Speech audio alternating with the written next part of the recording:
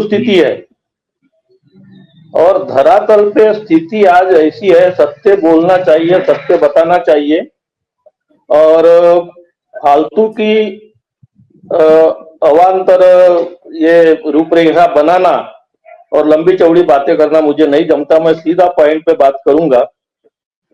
तो आज क्या हो गया है कि 2012 से सहारा ने लोगों का पेमेंट करना बंद कर दिया और करीब 17, 18, 19, 20, आज 24, 7-8 साल 10 साल हो रहा है कि लोग संघर्ष कर रहे हैं। संघर्ष करते करते थक गए और किसी को भी एक पैसे का कहीं इजाफा दिखाई नहीं दे रहा, पेमेंट नहीं मिल रहा है और इसलिए लोगों में एक निराशा पैदा हो गई है।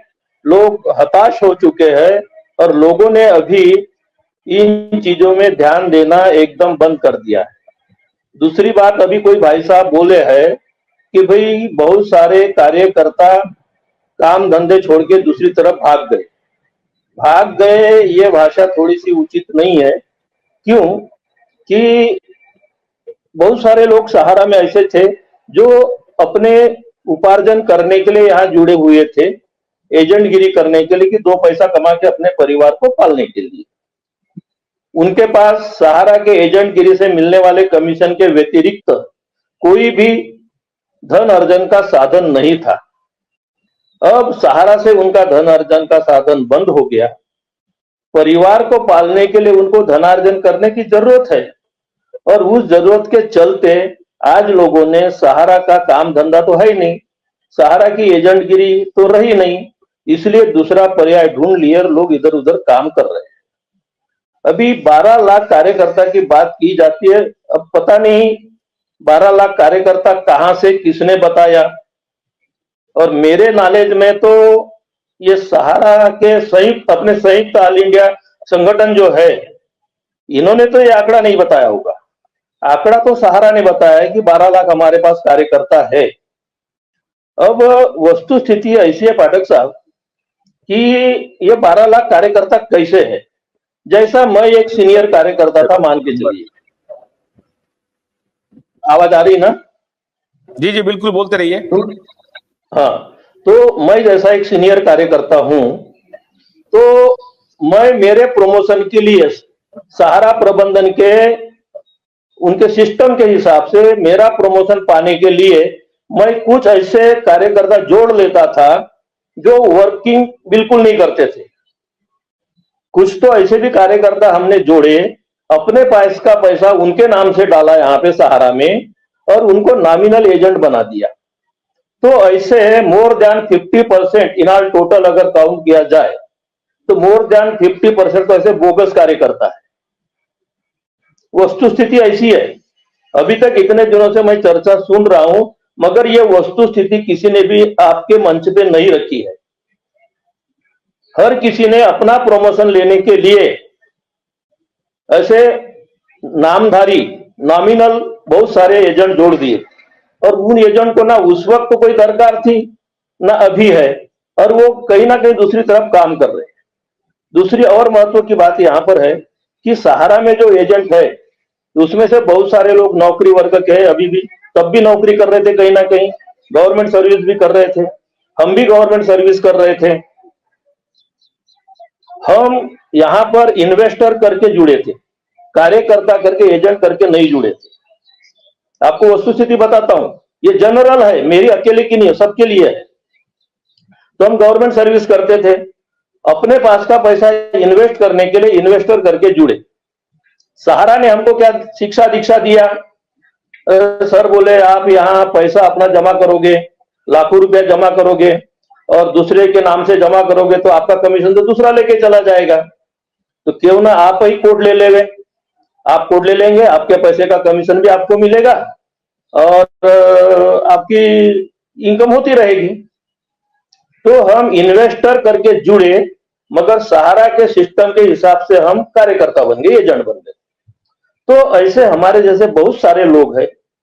अब हमारे जैसे, हम रिटायर्ड पर्सन है, गवर्नमेंट सर्विस से रिटायर्ड पर्सन है और हमारे जैसे बहुत सारे ऐसे रिटायर्ड पर्सन सहारा में एजेंट करके इस प्रकार से बनाए गए और उसमें से आज हमारे जैसे रिटायर्ड पर्सन बहुत सारे लोग तो भगवान को प्यारे भी हो गए। और आज भी हम लोग 12 लाख की काउंटिंग कर रहे हैं, तो वास्तव में 12 लाख, मैं तो बोलता हूं कि 5-7 लाख भी वास्तव में एजेंट नहीं होंगे। फिर दूसरी तरफ जो सीनियर एजेंट है, जो हमसे भी सीनियर एजेंट थे, वो सीनियर एजेंट आज सहारा की चमचागिरी कर रहे हैं, और चमचागिरी करने की वजह से वो लोग सामने नहीं आते। तो ऐसे कम से कम 1000 या लाख 2 लाख ऐसे कट गए। मेरा कहने का तात्पर्य ऐसे है कि 12 लाख वास्तव में कार्यकर्ता नहीं है। सहारा ने जो एक अपना आंकड़ा बताया, वो कैसा बताया उनको मालूम, परंतु 12 लाख कार्यकर्ता नहीं है। अब 13 करोड़ जमाकर्ता की भी बात आप करेंगे, तो 13 करोड़ जमाकर्ता में भी कुछ तो ऐसी जोर जबरदस्ती धर पकड़ के बांध के लाए हुए जमाकर्ता थे। उनको ना उस वक्त तो कोई सहारा की जरूरत थी ना कुछ थी। चलो भैया, अभी हमारे जैसा एजेंट गया, अरे भैया डाल देना यार 5-10 हजार, चल जमाकर्ता बन जाना, वो बन गया। अब पटरी पे, रोड पे एक पान ठेले वाला, एक टपरी वाला, हाथ ठेले वाला, ऐसे भी जमाकर्ता हो गए। आज वो जमाकर्ता के पास कहाँ इतना फुर्सत है साहब कि वो आए और हमारे पंडाल में और हमारे मोर्चे में और आंदोलन में शामिल हो जाए। समय नहीं है उनके पास। उनको तो आज अपने रोजी रोटी कमाने से फुर्सत नहीं है, इसलिए भी वो नहीं आते। तो ये जो आज बवाल चल रहा है कि 12 लाख कहां गए, 13 करोड़ कहां गए, तो इसके ऊपर मुझे थोड़ा सा प्रकाश डालना था, मैं प्रकाश डाला। Thank you. मणिभूषण जी बोलिए, और उसके बाद संदीप कुमार। मणिभूषण जी बोलिए। और एक बात बतानी थी सर। हाँ, बताइए बताइए।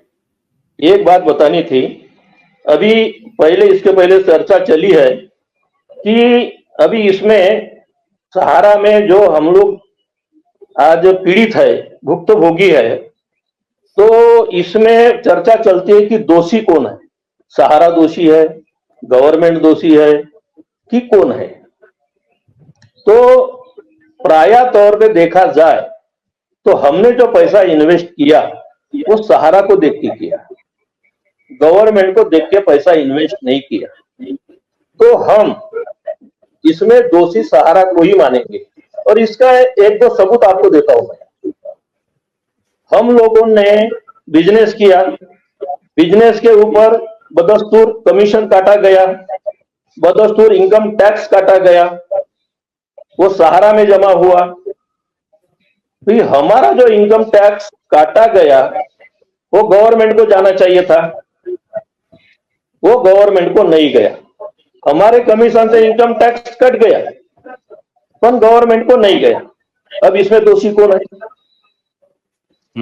इसमें दोषी तो सहारा है ना।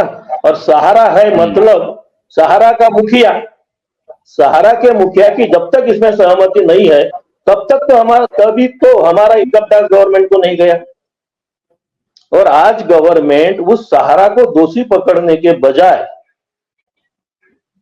उसको पूछने के बजाय पोर्टल पे हमें पूछा जा रहा है कि आप पोर्टल पे क्लेम किए तो आपको इनकम टैक्स का प्रमाण देना पड़ेगा, इनकम क्या बोलते रिटर्न भरने का प्रमाण देना पड़ेगा।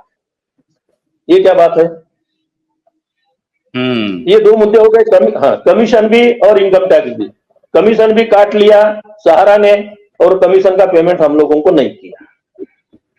तीसरी बात है, आज से कम 12-15 साल, एग्जैक्टली डेट अभी याद नहीं आ रही है, कहीं से पता लग जाएगी तो अगर जरूरत होगी तो बता भी देंगे। बाकी हमारे सतीश चतुर्वेदी जी को मालूम होंगे, वो काफी जानकारी रखते हैं।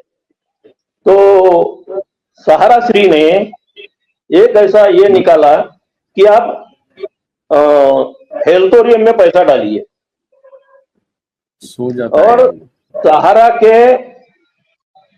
हजारों लाखों कार्यकर्ताओं ने आज से 10-15 साल पहले 19,500 का एक हेल्थोरियम परचेज किया, और सहारा ने उस हेल्थोरियम के अगेंस्ट में हमारे को एक अक्षर भी प्रमाण सबूत के नाम पे नहीं दिया।